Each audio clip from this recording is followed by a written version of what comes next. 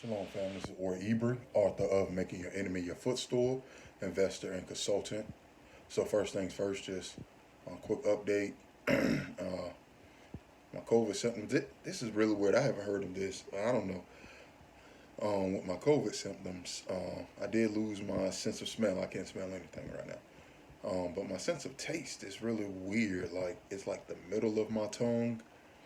I can't taste anything on the middle of my tongue, but if I eat something on the outsides of my tongue or on the tip, I can taste it. So I don't know if anyone else has experienced those types of symptoms. If you have, leave it down in the comment section. Also, I've been extremely fatigued, a little chest pain. Um, what else? Um, the mucus in my nose has been extremely sticky. It's literally almost like, I don't know, like rubber cement or something. That's really, really weird. Like it's really just, it's not even thick. It's just really, really sticky, hard to come out. Um, so that's that. But to the topic of the video.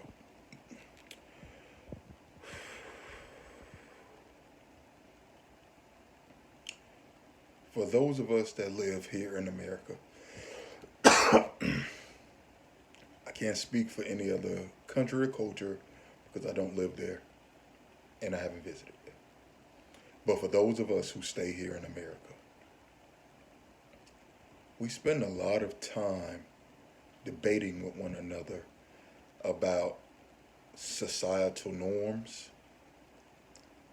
But the biggest thing that we have forgotten is that our society is based off of being a conglomeration of other cultures, a big melting pot of cultures mixed into one. So we sit and we say, we put these expectations on the people around us or the people who we interact with, whether it be in the real world, social media, whatever, and we're like, this is how it should be. Where it's like, you don't even know where you got that idea from. And we have to remember that because everyone has a different culture, and every culture has a different way of how they do things. So you can't put something on someone and be like, everyone has to adhere to this because that might not be a part of their upbringing and their raising. And what's common sense to you may not be common sense to someone else, just like what's common sense to someone else may not be common sense to you. Also, what's a practice for someone else may not be a practice for you, and what's a practice for you may not be a practice for someone else.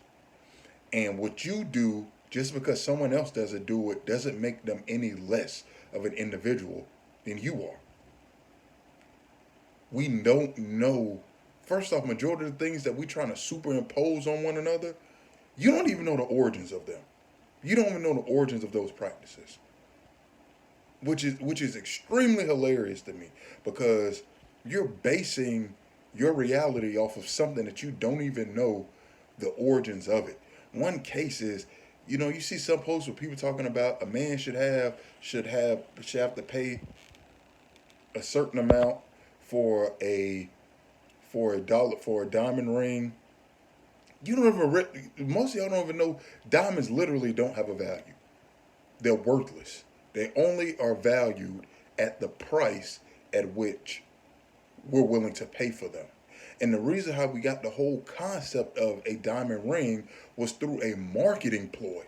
Had nothing to do with the actual value of a diamond. So you have someone who are literally going around saying a man should not be able to do X, Y, and Z or shouldn't entertain a woman if he can't have X, Y, Z type of diamond, not even realizing the whole price of a diamond comes from an advertising ploy to get you to spend your money. So here you are basing your life off of that and putting a man's value on that when that's something that literally was created to steal your money. But we don't think about stuff like that. We don't think about things like that.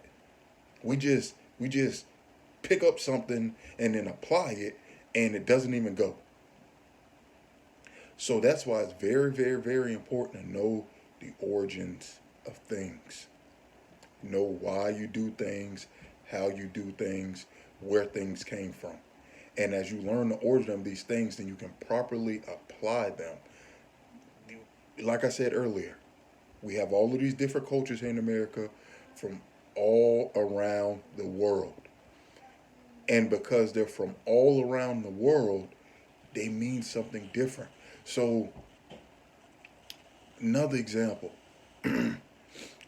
we have this huge debate, especially in the black community, about what a man should do, how a man should operate in his household. And I heard someone say, from the beginning of time, a man has always done X, Y, Z, da da da da da for his household. So any man who can't do this and that, he's less of a man. I wish people would stop talking out their ignorance. Y'all know there are some ancient African cultures where the man stayed home. Do you want to know why? The woman went out and worked. Do you want to know why that happened? Because the logic behind it was, if someone comes and tries to steal the things in the house, the woman can't protect the house. So the man stayed home and protected the valuables of the home and the children. The woman went out and worked because she wasn't strong enough to protect the house. So here y'all are running around talking about the man always went out and worked and brought home the da da da da da. But you have cultures in some of your own bloodstream, and some of y'all DNA makeup, some of y'all ancient cultures literally had the man at home, and not because he was lazy, not because he didn't want to work, not because he couldn't bring home the bacon, not because of none of that. Because it made more logical sense for the man to stay home and to protect the house from people stealing, from people coming in and trying to rob the family of their possessions. On that note, you know what's hilarious? A lot of y'all like to talk about how our grandparents XYZ did this and that, and our grandma didn't have to do this, and our granddaddy did all this and that. Y'all watch TV too much. Because if y'all really went back and surveyed as a whole, now we have individual cases, yes, but as a whole, especially here in the black community, if y'all go back and survey our grandparents, great-grandparents, great-great-grandparents, and great-great-great-great-grandparents, a lot of y'all won't be able to say, oh, my grandma stayed at home and my granddaddy went and worked, especially in the black community. That definitely didn't happen. A lot of the stuff that y'all base your reality off of is something that you saw out of white mainstream America, television. And a lot of white Americans didn't even live that way. Y'all want to base stuff off of fantasy that you saw on television and trying to apply it to your life when it was never realistic, when it was never reality. And we wonder why we're running around here with these high rates of depression, with these high suicidal rates, with these high rates of low self-esteem, is because we've taken images and we've taken thought processes that are not reality and keep trying to apply them to reality. When what we really should be worried about is taking care of our own household and making sure our own household runs effectively and efficiently. So if you're blessed enough to where, oh, hold on, I'm sorry, before I move that, I'm going to move forward. So if you're fortunate and you're blessed to where the man can make all the money, pay all the bills, and the woman doesn't have to work, enjoy that. But don't try to tear somebody else's household down because that's not their lot in life. Especially when their home is running efficiently.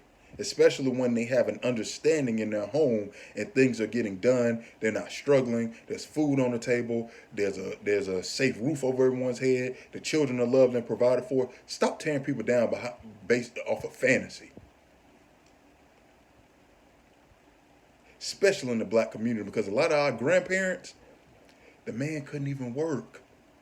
Or if the man did work, guess what? Society gave him this old meaningless, pitiful job. He could work 3-4 jobs and it still wasn't enough because they weren't paying him enough. So his wife had to go and work. Even the children had to go work. And that was not an indication of the value of that man. That was an indication of society that he lived in. Yes, you had people who They were able to go out and do, and we could go out and we could give examples of X, Y, and Z.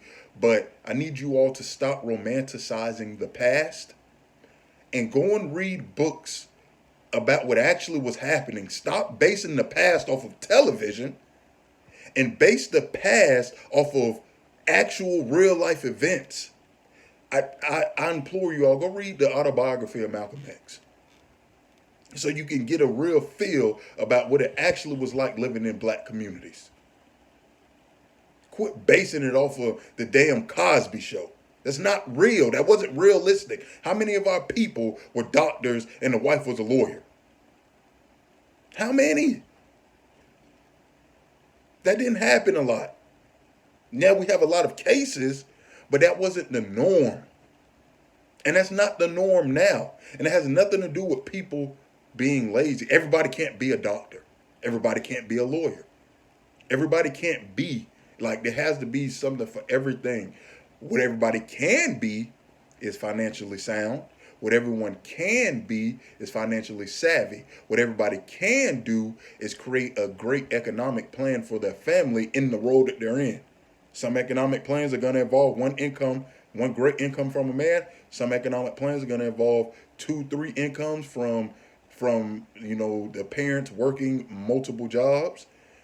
But you can take care of yourself. It's just a matter of what is your economic plan. Quit trying to tear people down based off of a fallacy of a non-reality that was pumped into you as a child on television. Stop that. And on top of that, here's the thing. Some people don't even want to live their life. I had a mentor when I first started teaching. I had a mentor, male mentor that I looked up to. And he told me, he was like, I got to a point to where, I was able to make enough money to where my wife, we did the American dream thing. My wife stayed at home with the kids. I went and worked. I paid all the bills. We was fine. He said his wife came to him, I think it was maybe 6 months later, and was like, I can't do this. And he's like, what you mean? I thought this is what we want to do. She said, I can't do this. She said, I can't do this. Like, I miss working. Some women, and that's what they want to do. And guess what? She wasn't just sitting around the house. Like, she was doing the community events and doing the the church functions and doing all of these different things. So she wasn't just sitting in the house bored. Like, she still had a life. That wasn't her lot in life. That's not what she wanted to do, and that's okay. That's okay. It didn't make her less of a woman because she didn't want to stay at home all day with the kids, and it didn't make her husband less of a man because his wife was out working. That's okay, because that's what they chose. We all have a choice here. So what I'm telling you all to do is to make sure that you do not take all of these melting pots of society that we have here in America and try to apply what your part of society does to someone else, because everyone does something different. Simple. And you have to respect people's individuality. Like, y'all are literally doing the job of the oppressor. And when I say the oppressor, I mean the system that's trying to get all of us oppressed. Like, this ain't a rich, poor thing. This ain't a black, white thing. There's a group of people who have entered us into a system, and we are basically like, we're policing the prison. We're policing the very prison that we're in. So so they want everybody to be the same, because if everyone is the same and everyone's doing the same thing, then it's easy for me to control you because I know what you're going to do, when you're going to do it, and I'm telling you what to do. And we're trying to force everybody to do the same thing. But it's not like that. No matter what society you came from, we got to stop. Also, we have to stop grouping people just because they're from an area. Like, just because everyone, like a certain group of people are all from Africa, they don't all have the same culture. Like, even if you go to Nigeria, like, there are over 300 different ethnic groups in Nigeria alone. Do you think all them people do the same exact thing? No.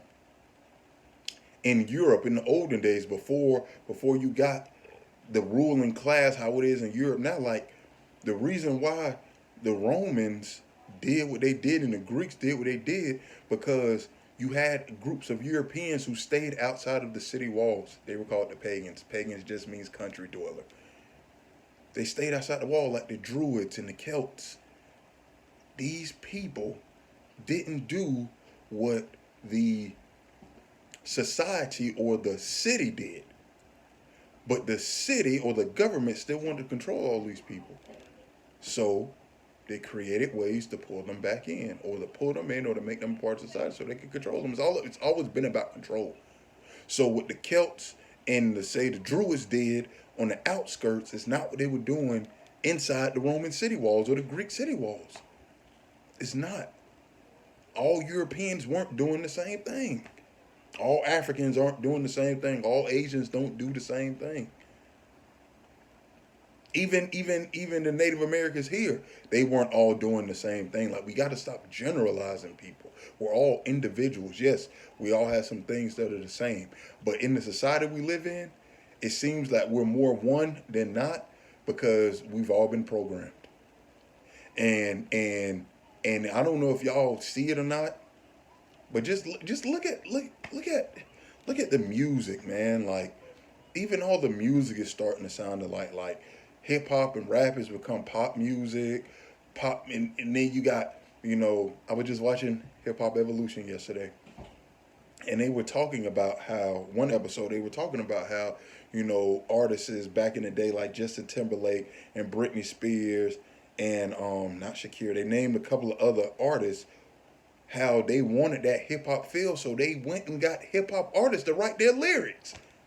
So like they're bringing everything together. So now you're like, oh man, we're really more alike than we're not. No, we're not. We're all on the same algorithm, and I need you all to understand that. We're all on the same algorithm, and they're trying to they make you think. I talked about this in my book. They want you to think you have individuality, but you don't. If you walk into a store right now and you go in there, you can pick out 50 outfits, and you're like, oh man, I chose my style. No, you didn't. You didn't. You chose what you were allowed to choose out of that store, which was what was put in that store. You didn't choose what was put in the store. You didn't choose what they put in the store. You chose from what they put in the store. There's a big difference. You didn't make your clothes from scratch without any influence or of anything else. So who you are as an individual, you have to be really careful. Like, me and one of my good friends, we talk about this. Like, me and him got close like this because we realized there was a lot of things that we had in common, and we'll be like, I was like, hey man, I just watched this video. He's like, I just watched that same video. But he would always say, you know what it is? We're on the same algorithm. And as you start realizing, a lot of us are on the same algorithm. So going back to the point of the topic, you have to realize we're all individuals. We're individuals. And what you do in your life is going to be different than what someone does in their life, and that's okay. That's okay. Long as with someone else, they're not abusing anyone, they're not beating on anybody, they're not, none of that. But none of that. Now, if two people in the household got to work, let them do that. If one person in the household work, let them do that. Like, there's a lot of things that people do. Guess what? Just do what you do in your house. Focus on your house. Yes, protect your house. Make sure that certain influences that you don't want in your house don't come in your house. Protect your house. But make sure that you understand that everyone has their own life they have to live, just as long as it don't come in your house. And what it is we have to get back to that communal thing. We've become a a nation, and we've lost community. We've become a nation, and we've lost community. So everyone's trying to be together in this big melting pot, and it's causing way more issues. But here, this is what we also have to learn. This is why you have to study history. You all are being played because you don't know how history works. Everybody was separate, and that wasn't an issue. There's a reason. Look at how society is the way that it is now. Some people did some things, some people did not do. But that's why this community stayed over here. This community stayed over here. This community stayed over here. That community stayed over there. Yes, you had wars. Yes, you had border disputes. Yes, some people just didn't like each other. And on top of that, we get very short-minded in history, and it seems like our thought process stops at how the slave trade came to be when there was a history before the transatlantic slave trade. Like, crazy things happened, but it wasn't always as barbaric as it was for the transatlantic slave trade. That was something that was extremely barbaric. But let's go back further than that. Yes, you have some things like the sub-Saharan slave trade, which had its roots and things like that. Yes, you had other instances where crazy things happened, but for the most part, most things weren't as malicious as the transatlantic slave trade. So we have to go past that part in history. But people, guess what? Groups of people, this person over here had their way of doing things. This person over there had their way of doing things. And they stayed separate from one another, but they worked together for the greater good of each other. So if you had a skill set or a resource, and I had a skill set or a resource, we would trade. That didn't mean we had to come together, be together. Now, some of y'all are going to go back and look at certain pieces of history where certain kings married princes and daughters of other kings from other kingdoms to build, some type of alliance and stuff like that. That was the ruling upper class. That didn't always happen in the lower class. The lower class literally would, okay, you know what? We have this skill set or this trade or this resource. We're just going to trade with you. And they interacted, they swapped what they needed to swap, and they went back to their separate ways. So we may have to go back to that. Now I know the Jim Crow era caused a lot of mental trauma on us because there was a point in time when we were separate like that. And we hear stories of certain groups of people coming in and just randomly stealing people, hanging them, lynching them, burning houses. Now, that's not that's why we have to we don't forget. I'm not saying we forget, but we have to realize that there's a history prior to that as well. And also we have to realize that sometimes we didn't fight back. We were so afraid we just allowed some things to happen. So we have to remember that as well. Like, a lot of things could have been done differently.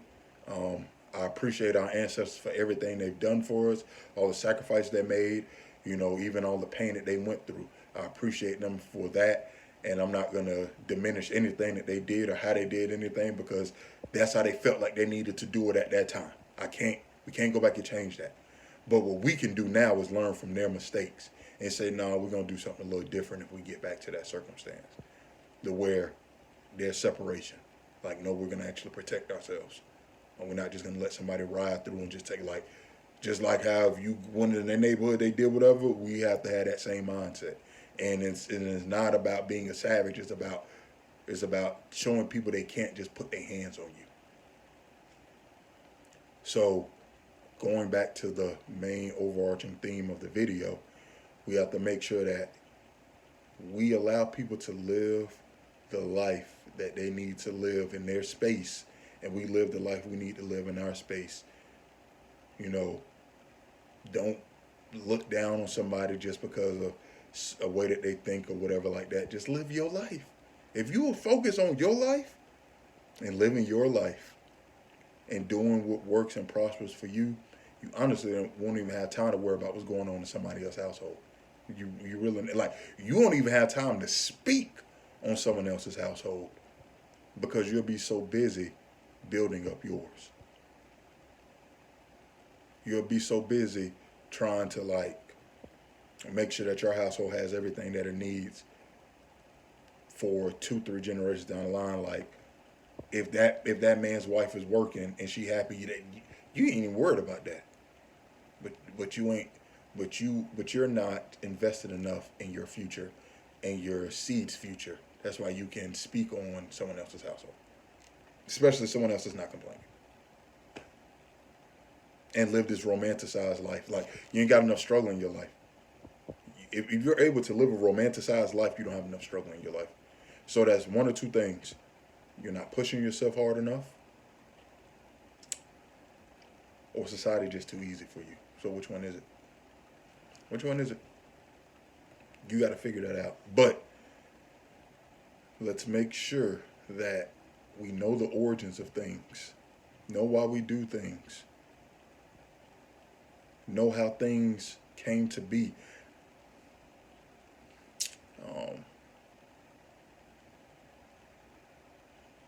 And work in those things, and figure out what works for you, what works for your lineage, what works for your household.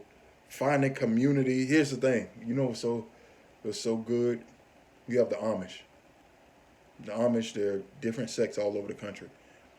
What works for them works for them. Guess what? They're not trying to press the Amish weight upon the American society, and they're in the land of America. They're not out here saying everyone needs to be Amish. They're not doing, y'all, da da da da da. Oh, I'm glad I touched on the Amish community. Going back to working.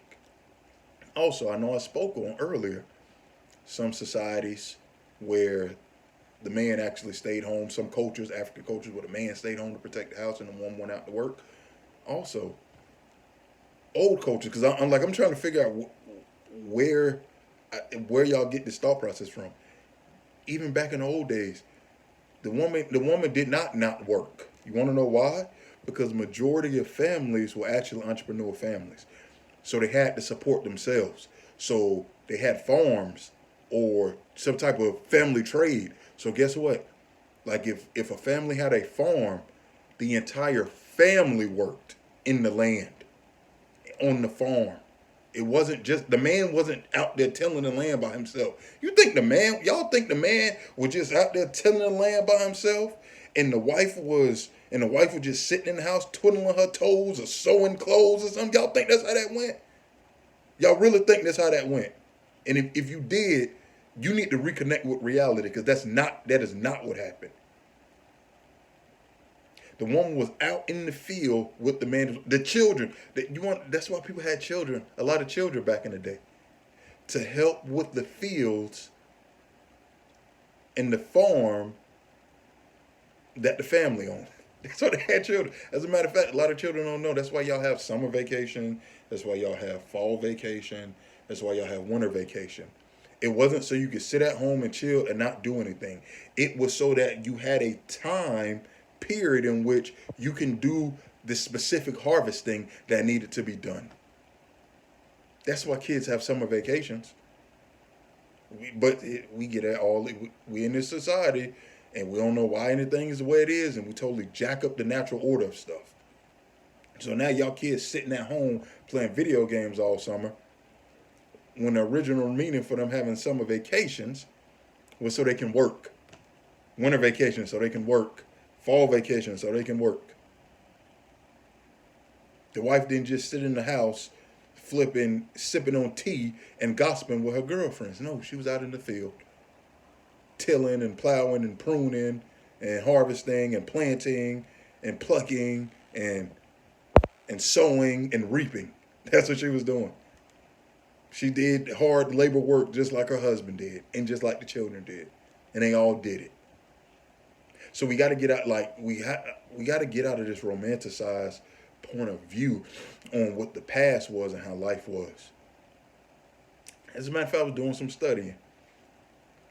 In some African nations, some African cultures, polygyny came about not because the man wanted to have all these women to have sex with. It was literally because the man needed a bigger workforce on his farm. So if he had more wives, guess what? He had more people to work. More wives, also he can produce more children quickly. So if he had, let's say he had two wives, one wife is pregnant, the other wife is out working.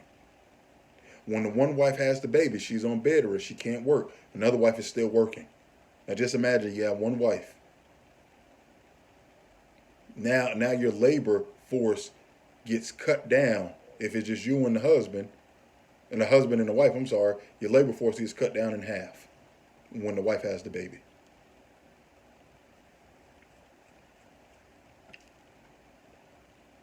So that's why, in some instances, in some cultures, polygyny was there. But we just like to speak out of ignorance. We don't do no research on nothing. We just talk out of emotion and ignorance. We don't know why stuff is the way it is. Just talk out of emotion and ignorance. And we place these unrealistic expectations on others who we ain't contributing nothing to their life. For what? So let's focus on figuring out what works for our household, what works for us as individuals, uplifting one another, checking one another when someone else is wrong. Let's focus on that. And when I say wrong, I mean like how this man, him and his wife doing. That's not, no, don't check another man about his household. Now, if a man is beating on his wife, check that man about that. But don't check that man. Oh, your wife shouldn't be working. Like, mind your business. Simple as that. Mind your business. Like, let them people do what they do over there, and you do what you do over here. So I want to thank you all for listening to this. Let's focus on learning the origins of things, people. Let's focus on studying these cultures from back in the day, because they're gonna help us now. Because we're lost. We are lost. We don't know our butt from our elbows. We don't know up from down. We don't know. And so many of us are struggling because we don't know. We don't feel like we have a purpose. All this and that. We don't know what to do. We don't know what to do. So let's study the past so we can learn what we should be doing, and then moving forward and doing that and growing and being kind to one another, but also helping one another grow. Oh man, sorry to rant, go on and ranting, but this has to be something that's talked about, because we are a lost people as a whole society. We lost. We don't know what to do. We don't know what to do. We don't. We're in a melting pot of cultures, and we don't know what culture to properly ascribe. So we just got all this chaos, and we trying to impose other cultures that us or our ancestors never did on one another. And it's important to know what was done, because that's in your DNA. That is in your DNA. I don't know if y'all realize it or not. There are a lot of NBA players now that are sons of former NBA players. You wanna know why? Because that's in their like, it's easier. Yes, they could go and play another sport. Yes, they could go do something else. Yes, a lot of kids don't do what their parents do. But Shaq's, let's say Tim Hardaway's son. Tim Hardaway has Tim Hardaway Jr. Tim Hardaway Jr. had an easier time making it to the league than a lot of other people, because, like, literally everything that his father did got passed down to him in his DNA. So it might have been easier for him to perfect his jump shot than it was for me. It might have been easier for him to be able to read, defenses as a point guard than it was for me. Like, it was a lot easier. Yes, he had to work. He had to put the work. I'm not saying he didn't have to work. He had to work. But it was a lot easier for him to do certain things because that what was in his DNA. So we gotta like figure the same thing out. Like, what skill sets did our ancestors have? Because this culture that we're exemplifying now, that ain't our culture. Kanye West said it. Oh man, I know a lot of y'all Kanye West crazy, all this and that. Feel how you want to feel. I chew the meat and spit out the bones. Kanye West said, "This culture that we're claiming is our culture. Look around. We we have to go to someone else to buy anything that's a part of this culture. So how is this our culture? If nothing of the culture, you go to one of us to purchase these expensive cars that we love driving. None of them, none of them are our manufacturers. These expensive clothes, none of them are our manufacturers. This jewelry, a lot of that is not ours. Like it's not our shops. I mean, we got to go to everybody else to get everything that's a part of our culture. What other culture has to do that? So how is that actually our culture? How is it actually our culture if everything a part of the culture originates through someone else? That's not ours. Quit fooling yourself. That's not ours.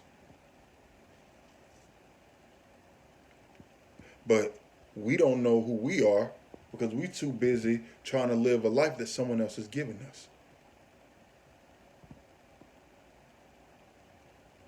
So it's very, very, very important to know where you came from. Like not some romanticized view. You got a lot of people who are practicing a lot of cultures and they're romanticizing the cultures and they're like, didn't know those.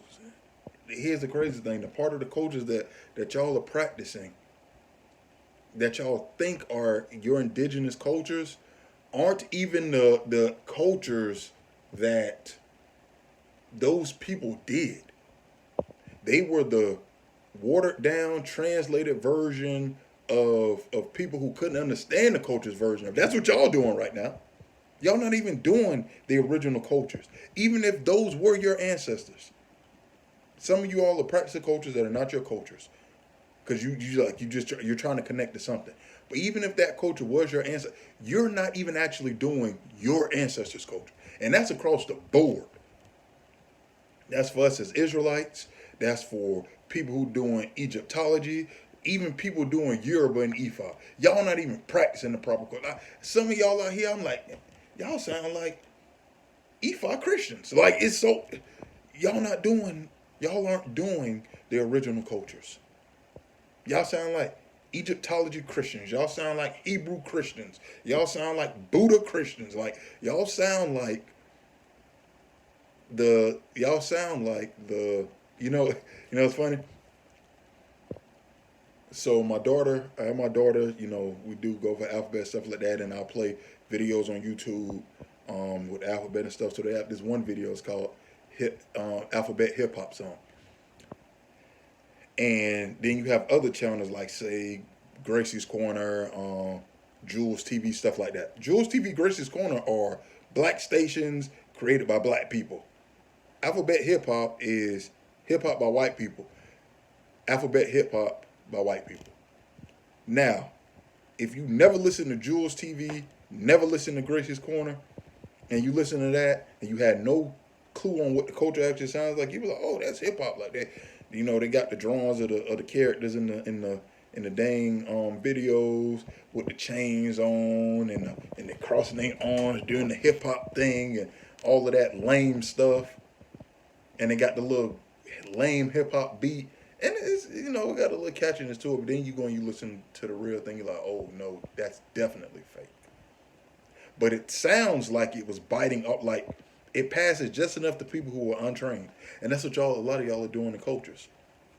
Y'all are practicing the alphabet hip hop version of the culture, and on the outside, to people who don't know, it looked like it, but if you actually went to the actual culture, it's nothing like it at all. But you have to get to what it is that you need to do. You have to.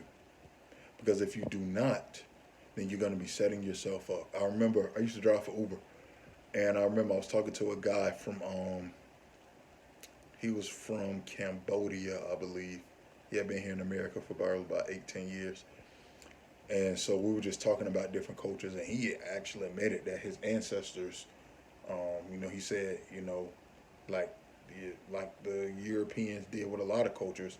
He said, "Man, my ancestors was your color." He said, "I know I'm really light right now." He said, "Because of the whitewashing, but my ancestors were your color, like old ancestors." But he was talking about how we were talking about just different cultures and understanding. You have to know where you're from. Like for instance, in this culture, they eat a lot of rice. This is just a small example. They eat a lot of rice. A lot of rice. And he eats rice all day, every day. And he was probably a buck 25, probably weighed 125 pounds. I eat rice. I can eat rice every day for a week straight, and I'm gonna put on 5 pounds.